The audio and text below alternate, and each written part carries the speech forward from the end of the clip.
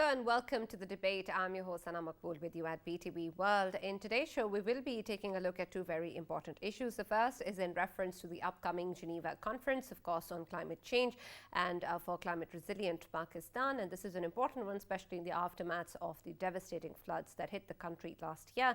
And of course, there's so much that still needs to be done with regards to that. Of course, Pakistan has had some victory in terms of getting across that loss and damage conversation and bringing it in the discourse on climate change. But with regards to this particular conference, of course, we're expecting perhaps more substantial help, especially in monetary terms, and then of course be able to put forward the kind of needs that still exist on ground, which was further emphasized by Prime Minister Shehbaz Sharif in his visit to Balochistan, in which he also visited many flooded areas and said that there are thousands of people still living under open skies and that it is the country's resolve to help them, and that this case is going to be spoken about in the upcoming conference, and that Pakistan, of course, will not rest till this is, of course, improved, and that there is resilience developed within Pakistan in terms of the infrastructure and in terms of the requirements, and bringing in, of course, the climate change justice that Pakistan has been appealing for quite some time. So we're going to be taking a look at what this means in terms of what we can expect from the upcoming Geneva conference and what sort of a strategy Pakistan is going to be employing for that, and what needs need to be expressed for us to be able to maximize our benefit from this opportunity. In our next segment, we're going to be taking a look at the recent response that has been given by the Finance Minister Ishaq to PTI's white paper. He, addressing a press conference today, talked about how this white paper on economy that was released a day earlier by PTI is selective, misrepresented, and devoid of economic context. He talked about the comparisons that have been made, which are incorrect and devoid of any context, and also spoke about how a lot of the problems that we are currently facing are because of these issues being inherited from the previous PTI-led government, and that needs to be taken in as a foundation as part of the context as to where we stand at the economic front today. So he talked about how the analysis hasn't been fair. Of course, a rebuttal has also been provided, to which various leaders, including the former finance minister as part of the PTI regime, also spoke about and talked about how they will continue to respond to that and point out certain distortions, as they claim, as part of the facts. But of course, when we take a look at this particular situation and the kind of tough decisions that the government has to take in the global economic crisis that continues to exist, there are so many challenges perhaps that haven't been accounted for. And so we're going to look deeper into that, but also try to understand what sort of a benefit are we even hoping to achieve by releasing such white papers and the kind of impact that they're going to have at the very crucial juncture that Pakistan, of course, is in at the moment, especially with regards to the economic challenges and the IMF 9th review still pending. So that is going to be the focus of our second segment of the show today. For this and more, as always, in the studios, I've been joined by senior analyst FARRUKH PITAFI. And for our first segment regarding the upcoming Geneva conference and climate change issues for Pakistan, we've been joined by Mr. Muhammad Abdullah, who's a water scientist and a specialist in flood risk management. Thank you very much, Mr. Abdullah, for taking the time out and being a part of the debate. And let me come to you and start with you with regards to the situation that we're currently in, especially, of course, with regards to the floods that we have seen and the kind of damage that has been incurred. This was a huge issue, of course, for Pakistan and its people, and there's so many that continue to suffer with multiple problems. And when we take a look at our economic situation, of course, there are many resources that are needed. And then despite that, the kind of issues that Pakistan faces, because it's a climate change prone country, it's important for the international community to respond more effectively, which is what Pakistan has been demanding for at various platforms. Now, this is, of course, a particular opportunity for us to be able to put ahead those demands. But what do you expect in terms of the kind of response that you've seen earlier, the kind of conversations that have been had around climate change issues with a focus on Pakistan, and with reference to the requirements that Pakistan needs to put in place, especially in terms of need assessment? How do you take a look at these factors in terms of our success at the Geneva conference, and what sort of indicator will there be for that success to be measured? Thank you very much for having me on the show. And I think you have your question has 2-3 parts. The first one is how I look at this, how the world is looking at us.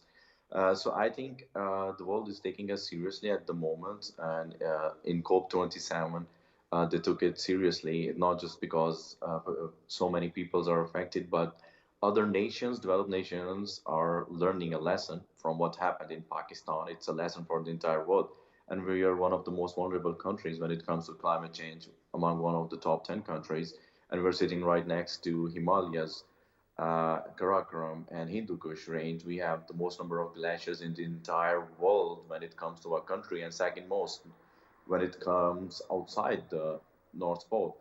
So if this is what can happen with excessive rainfall, imagine what can happen when those glaciers will melt, and it will be a disaster. So the world is taking us seriously, and they will definitely, just like that, they agreed in COP27 to pay off. All developed countries will pay underdeveloped countries for their carbon emissions, which is affecting underdeveloped countries. So I think they're going to learn from Pakistan. They're going to help Pakistan. They're already helping Pakistan. A lot of international communities, a lot of countries, and UNESCO and FAO and other organizations are helping. And I think in Geneva conference, Pakistan is going to be the center of discussion, not just to help us and not just to give us money, but also to learn and take lessons from Pakistan.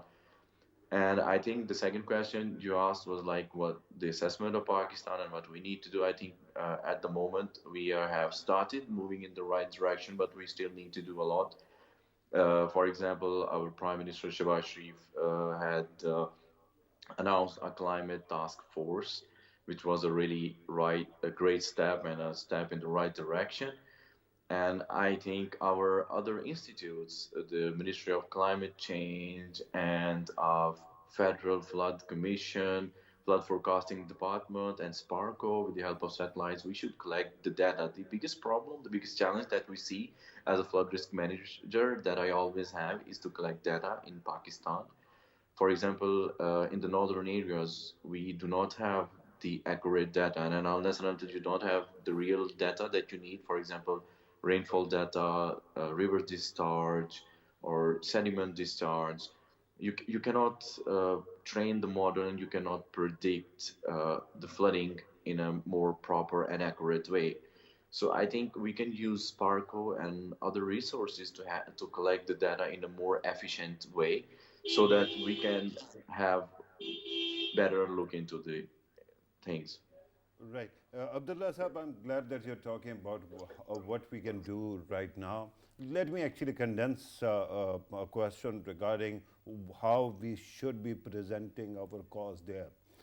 Can you give us a checklist that might be needed? Or let me also give you another version of the same question. What are the do's and don'ts when it comes to raising, awareness about what Pakistan has been through and how to actually go about it? The do's and don'ts. Actually, recently there's been a news which is also internationally very highlighted, and I think if we can do something about it, then we can have a very strong case in Geneva. I think 87,000 acre lands in Lahore, according to the plan of 2050. The government, which is obviously federal government, is very pro to the climate change, but the Punjab government, I think, isn't.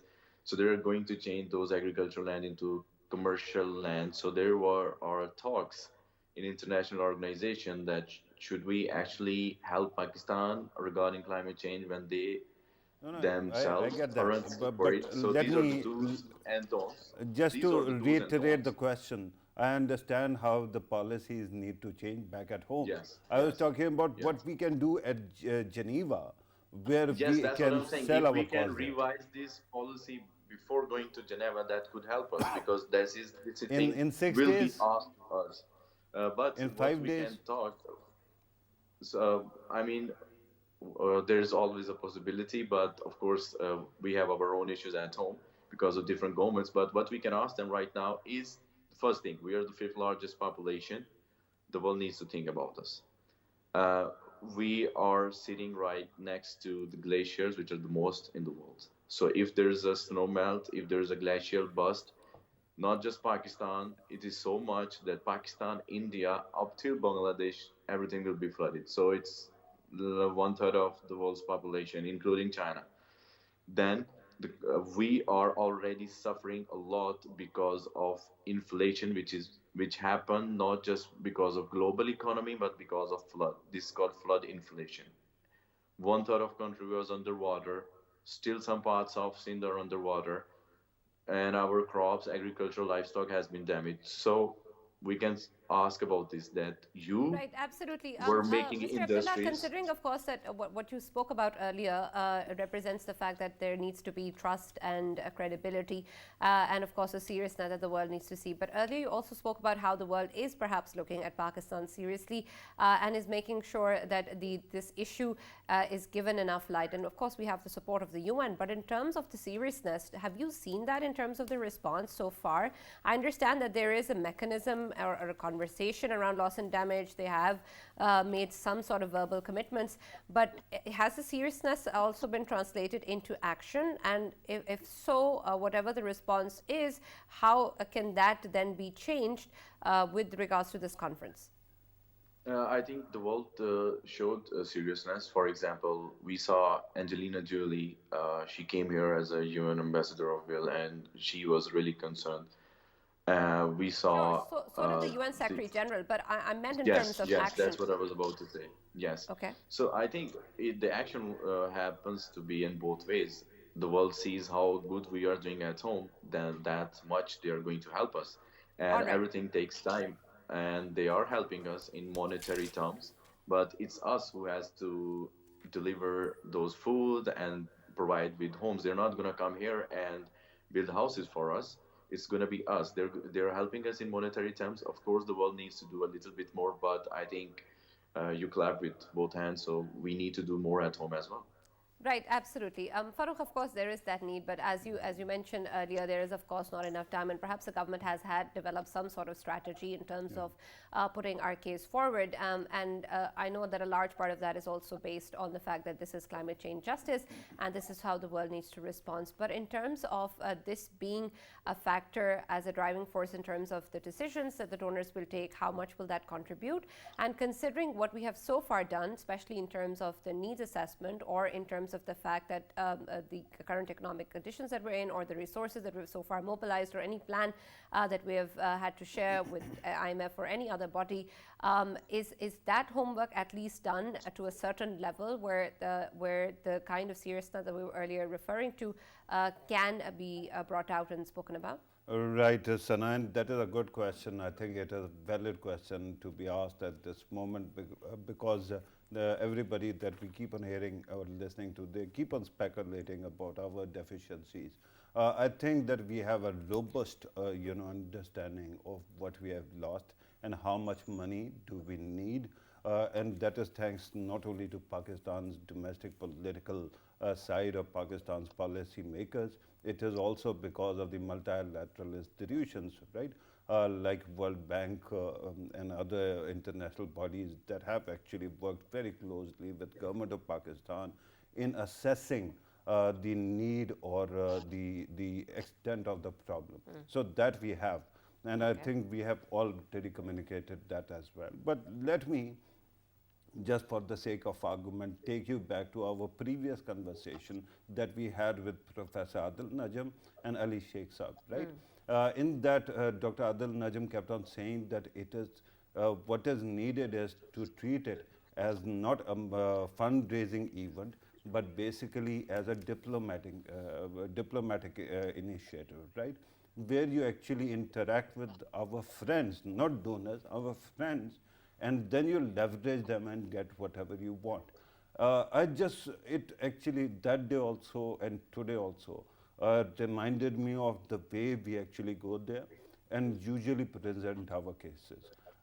One example is a standard Prime Minister of Pakistan or leader of the country who goes there, reads a speech from written paper, which is the prudent way to go, right? And then there are other interactions, there are presentations. The second way is Imran Khan Saab's way, where he goes and he actually goes into freestyle and he says whatever he wants to, and then he keeps on telling every donor that I know you better than you would, right? The third one is our bureaucratic way, where you create decks of PowerPoint presentations and audio visual, stock images of audio visuals and music and all that, right? and then you try to build a case and impress upon the audience. My humble submission is that people like Adil Najam Saab, why are they sitting abroad?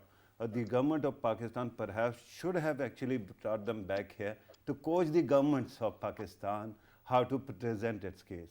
I have attended his events and he carries the entire hall with him, right? And amazing. It is magical, despite the fact that usually climate change summits or events are very boring, right?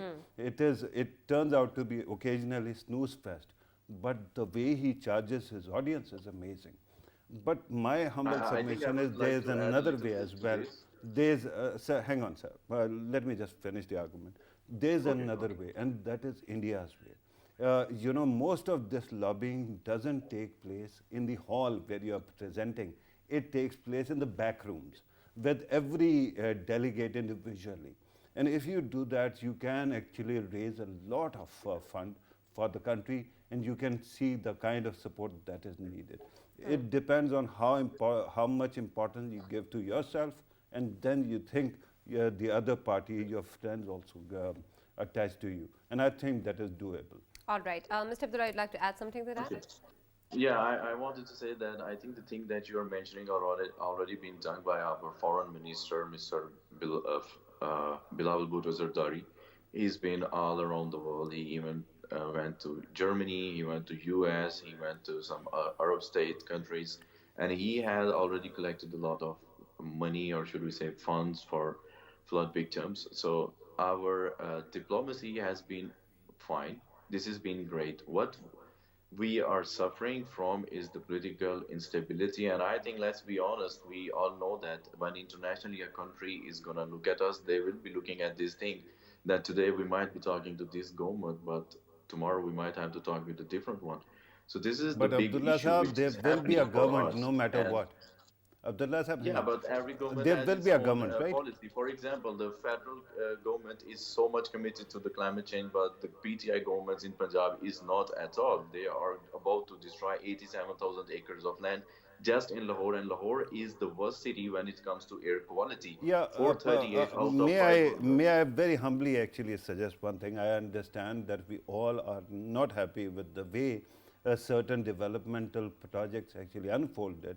But at this moment, we are not merely talking about improving upon our climate policy, but we are also talking about people, millions of people who are displaced because of the floods. And while we keep on presenting this, that we are messed up, we kind of undermine their desire or their need to get better and to rehabilitate it. Don't you agree? Right. I the know, fact I that know, Pakistan but you is still asked me a contributing less than question, 1%. why we don't see an active response from the international community? That was the key point that I just answered you. I know this is not what we want to talk about at the moment, but this is the key point that I just wanted to share with you. No, we do want to talk about don't the have any challenges problem with that exist. anything. Yes. But there's a philosopher's response to something, and there's a policymaker's response, right? I understand what you're saying regarding what kind of response we got, but we never had an event. There is an event now regarding this issue, and today we are going to, in coming days, we are going to actually focus on that. Over to you, Sanam. Yes, I think there was an event in COP27. They listened to us, and Pakistan was co-host of it. Mr. Shehbaz Sharif This is, of course, with a particular focus on the country. Yes. But yes, of course, there were Yes. small victories within the COP27, but there's so much more that we still need to talk about, and of course, have much to debate as well. Thank you very much, Mr. Mohammed Abdullah, for being a part of the show, and we'll continue the discussion some other day. Perhaps we hope, of course, a lot to come in from the Geneva conference, as there are so many people who are depending on it. We'll take a short break here and continue with our next segment.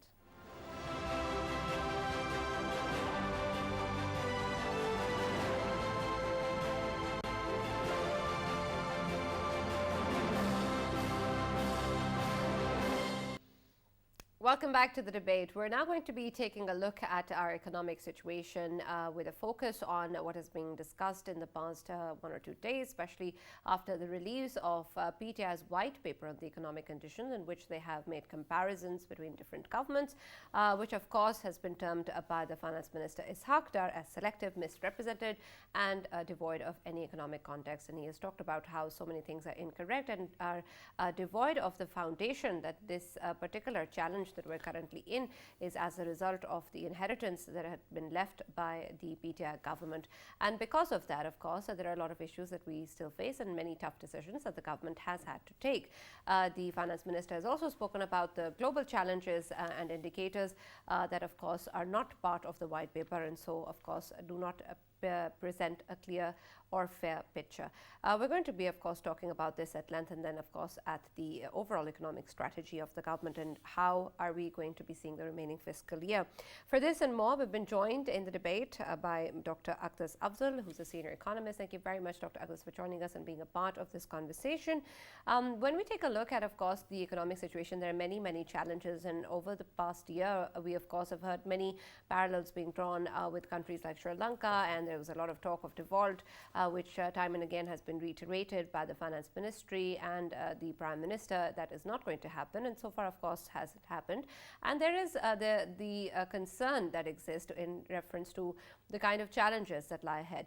But when we look at the situation and the way that it is presented by different fronts, especially different political parties that have many, many followers, it's important to understand the influence that such statements have on the overall political dynamic and the economic context, and then the kind of challenges that remain. So when we take a look at the white paper that has been released by the PTI, claiming, of course, the kind of comparisons that have been drawn and talking about how the economic conditions were improving or were better when they were part of the government, how do you think this impacts, whether or not it's true, we'll come to that, but how do you think it impacts the economic conditions and the challenges that we are currently facing?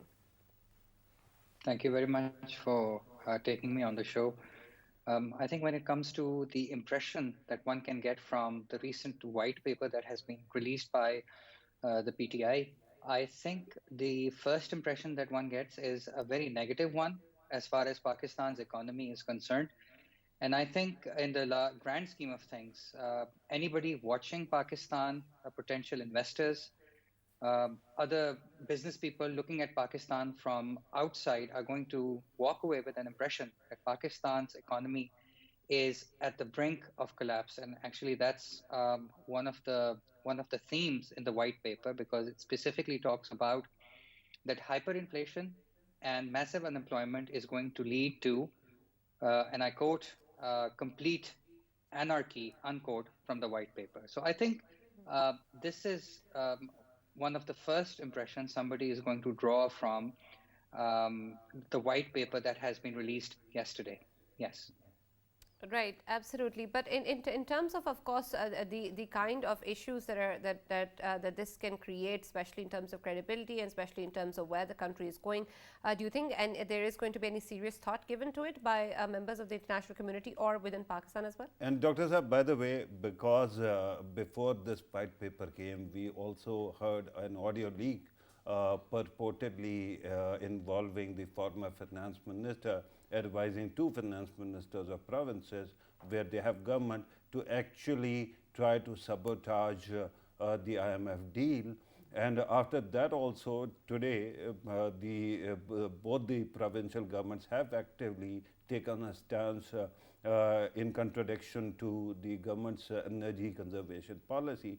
Do you think that when the other political party is just point scoring, and when it only wants to oppose for the sake of opposition, does this white paper actually matter at all then?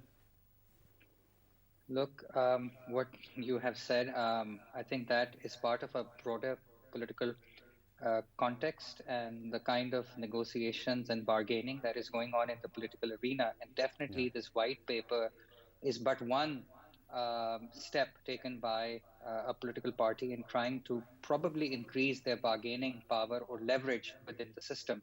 Having said this, I think some people are definitely going to take this white paper seriously. And these are the people who are the followers of this political party. These are the people who are on the fence. And these are the people who give very significant amount of credence to what is being said from official an official source, like a white paper being released by one of the larger political parties in Pakistan. So I think there is going to be some acceptance. There is going to be there are going to be some people who are definitely going to look at this paper and think that Pakistan is really at the brink of complete anarchy. Right, absolutely. Dr. Agdas, another aspect, of course, that was mentioned by the finance minister was the fact that a lot of this is devoid of context. And a lot of the context in terms of the global concerns that we have still plays a very important role in terms of the kind of economic challenges we face and how we would like to proceed in the remaining fiscal year and after that as well. But considering, of course, that when we take a look at the overall economic conditions, perhaps that is not part of the conversation of a common man within the country, and not part of the conversation with regards to the daily woes of people here.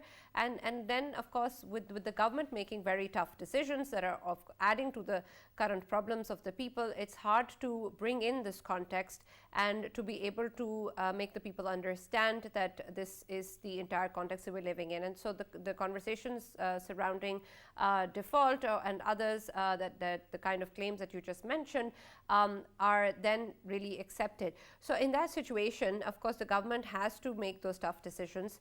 What do you think needs to be put forward as the most basic or most important requirements of the current economic condition with reference to the people, and to make it clear to them that this is something that needs to be done, and this is the progression that we're eventually going to achieve from that? Look, I completely agree with your statement that the white paper that was published yesterday, and then the finance minister's remarks that the white paper is completely devoid of actual economic context. And I agree with that, because the white paper does not mention three important things that are going on in the world as we speak. The first has to do with the hostilities between Russia and Ukraine and how they have impacted international oil prices. The second has to do with a commodity super cycle that partially came about as a result of this pent-up demand that that was there as the world started coming out of COVID-19 at the beginning of the previous calendar year. And finally, the worst floods that Pakistan has seen in the last 75 years, and the kind of loss and damage that they have brought about. And you guys do know that there is a Resilient Pakistan conference, and we were just talking about that in this show earlier, is going to be held in Geneva next week. So I think the white paper is devoid of this larger context and these very important forces that have been at play in the global economy. It was only yesterday, or I think 2 days ago, that the head of the IMF, Kristalina Georgieva, specifically said that 1/3 of global economies, 1/3 of the countries in the world are going to see recession this year. And specifically, she said that 50% of European economies, or 50% of the economies in the Eurozone, are going to be seeing a recession. So I think these are very, very difficult, trying, and unprecedented economic times. So my suggestion to the government and to the Ministry of Finance would be to do much more of what they did today, meaning that there has to be very clear and daily conversation and briefings given by the Ministry of Finance, preferably in Urdu, like it happened today, whereby a dedicated spokesperson can speak to the people of Pakistan and tell them about this trying, testing economic situation and what the government is doing about it. And some numbers have just been released by the Pakistan Bureau of Statistics, and the numbers do look a bit encouraging. And these numbers are the trade numbers that have come about for the first 6 months of this fiscal. And just to share those numbers, overall, our current account deficit is down 33% in the first 6 months of this year compared to last year. So I think whatever the government is doing, it seems to be working in bringing down the current account deficit, because suppose that the government is able to bring down the current account deficit by 33% in the entire fiscal year. This means that this will free up another $4 billion that were otherwise going to be spent on covering for our imports. So I think whatever the government is doing right now seems to be working, but a lot more needs to be done. We need to ensure that the IMF program is back online, because it is going to serve as an anchor when it comes to Pakistan being able to get the required financing that it needs this year. Right. Yes. Dr. Saab, do you see any chance of that happening soon? I believe that the IMF program should be back online in the next 3 weeks or so. Right, right. All right, That's that's big. hopeful and Yeah, encouraging, of very course. encouraging. But Farrukh, let me talk a little bit more about where we stand today in terms of the closely knit factor of the political dynamic as well, because especially with regards to how the PTI stance now seems to be around economic factors, and there has been a rebuttal from the government side, to which we're expecting perhaps another rebuttal coming in from the PTI side. Do you think that this has the potential of being a back and forth tussle and an unnecessary one, especially in terms of the kind of economic challenges? On the one hand, of course, we want to clear the air and represent facts as they are, but on the other hand, it's also consuming a lot of our time and space and resources towards a discussion that's perhaps only serving certain political gains. Right, a political economic question. Great. Now I can Aren't you the expert? very comfortably talk about that. But Yeah. I would have actually hoped that there is going to be a back and forth, because then Okay. at least PTI will be focusing on something that matters, right? And this is the biggest problem. But let me actually, address a couple of points that Dr. Saab actually mentioned regarding spokesman. I think this is a point that I've been raising since this government actually came into power, because during Shaukat Tareen Saab's time as well, they used to have a spokesman. And Ishaq Dar Saab's status within the cabinet is something of a deputy prime minister, right? He is too busy and usually too consumed by the policy matters. So it becomes very difficult. Just imagine the prime minister every day sitting in front of press and talking for hours. That is not possible. So why not actually go for a spokesman? Unfortunately, that doesn't seem to be happening. I don't know why.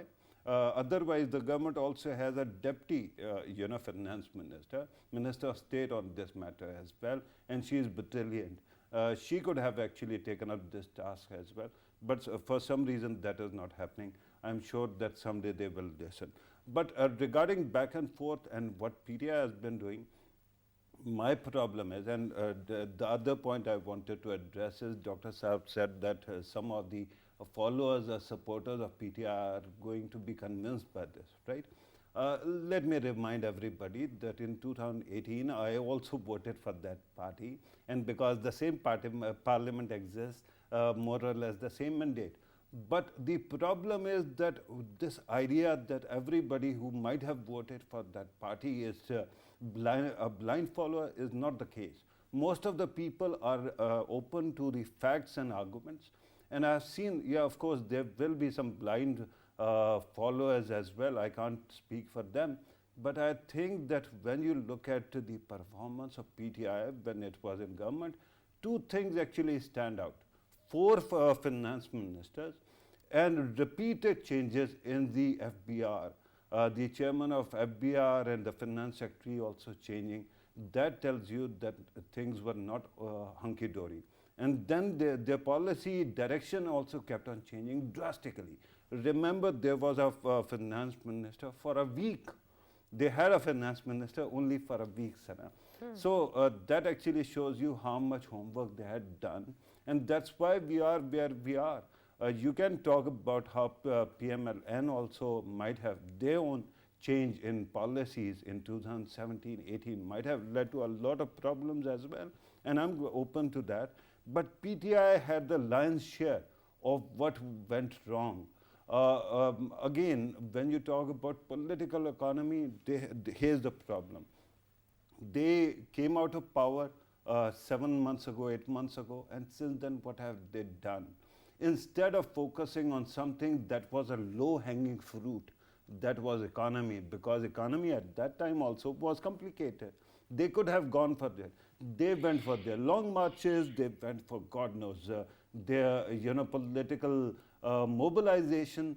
They kept on trying to get the army chief appointed. All this was a big gamble, and they lost at it. And after that, they come to economy. That is bad news for PTI, not for the economy. Because if you cannot actually learn from your own experiences that you have been in power for quite some time and you have made mistakes, then I tell you, even if you are returned to public office, you are going to make further mess. And that is not on. Right now, we cannot afford any mistake. Absolutely.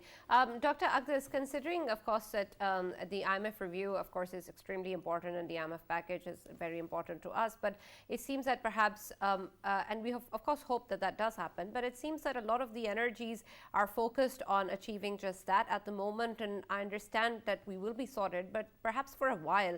How do we proceed from that position where we have the ninth review, we have the IMF bailout package, but then we don't want to be in a similar situation very soon, or that we want to continue on a path towards economic progress that's needed. So once we have the IMF review, what are the next major challenges that need to be ensured so that Pakistan's remaining fiscal year is on a path of progress, and that we eventually, hopefully, can try to be out of the cycle where we're back with the IMF? Look, I think Pakistan's finance teams first priority, first and foremost, priority has to be bringing back the IMF program online. And I think that is going to be easier said than done. There are negotiations that are happening as we speak. There are a few sticking points, and I think the government is trying its best to bring the IMF program back in line, because it understands that the IMF program is going to serve as an anchor whereby it is going to enable Pakistan to access financing that it badly needs this year. And it's not just Pakistan that needs financing this year. I mean, a lot of other emerging economies.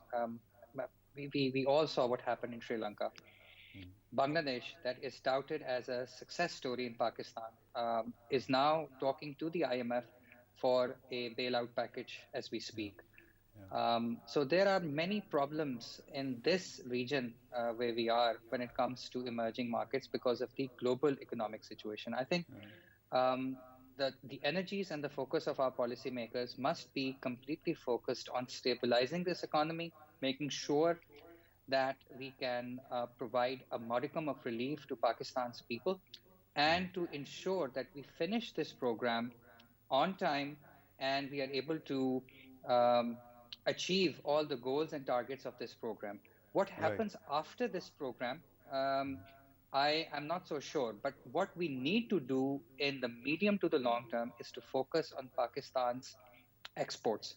And those exports, because that's really the ultimate way in which you can be in a situation whereby we don't have to go back to IMF every few years, because we all know that Pakistan's economy follows a boom-bust cycle. I mean, for a few years, we grow at 5% plus, and when that happens, our current account deficit becomes so huge that it becomes unsustainable, and then there is a massive devaluation, and it's back to economic problems.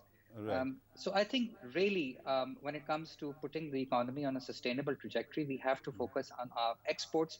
And again, that is easier said than done, because in the final analysis, you can only increase your exports by increasing productivity, by increasing technological quotient, and by increasing the human capital of your population.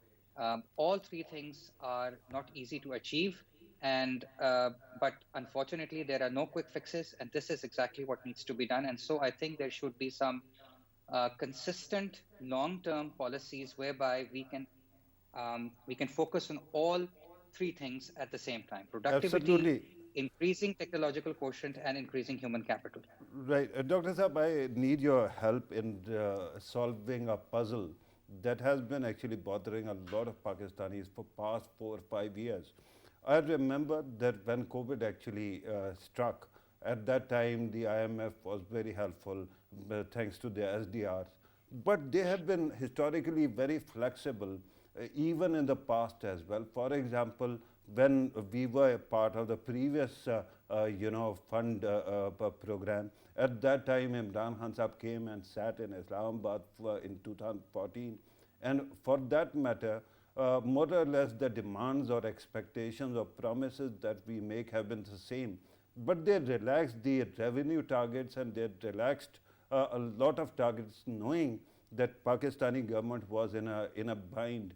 But this time, every finance minister, right from Hafiz Sheikh to the current one, they have been complaining about an inflexibility that seems to have taken over IMF. What might be there? What might be behind it, sir? Well, it's very unfortunate that this is what we have been hearing from our finance team, because this tells me that there is a very huge contradiction between what the IMF senior management is saying and preaching and what they're actually doing at the ground level. Because if you hear what the senior management of the IMF is saying, they're always belaboring the fact that they're out to help emerging economies, that they want to make sure that the most vulnerable get targeted subsidies, so on and so forth. So I think when it comes to the institution itself, there might be a contradiction between what is being preached and what is being done, number one. And number two, I think it could be the case that because of certain past practices of Pakistan's finance team and policymakers, maybe the patience has become very thin when it comes to promises being made by Pakistan. So I think it's a bit of both. I mean, I think there is a contradiction going on between what is being preached and what is being done, as well as some people raising eyebrows at the IMF when it comes to what was promised by Pakistan and what was subsequently delivered. Right, absolutely. Thank you very much, Dr. AQDAS AFZAL, for those words, and then, of course, the insight with regards to the kind of challenges that exist. Thank you for being a part of the debate. Thank you, FARRUKH, for joining us, of course, as always. And, of course, there is a lot that we expect and hope coming in from the Geneva conference and with regards to our economic challenges as well. And we hope that we can make the right and appropriate measures to be able to fix that. That's all that we have from the debate. See you tomorrow.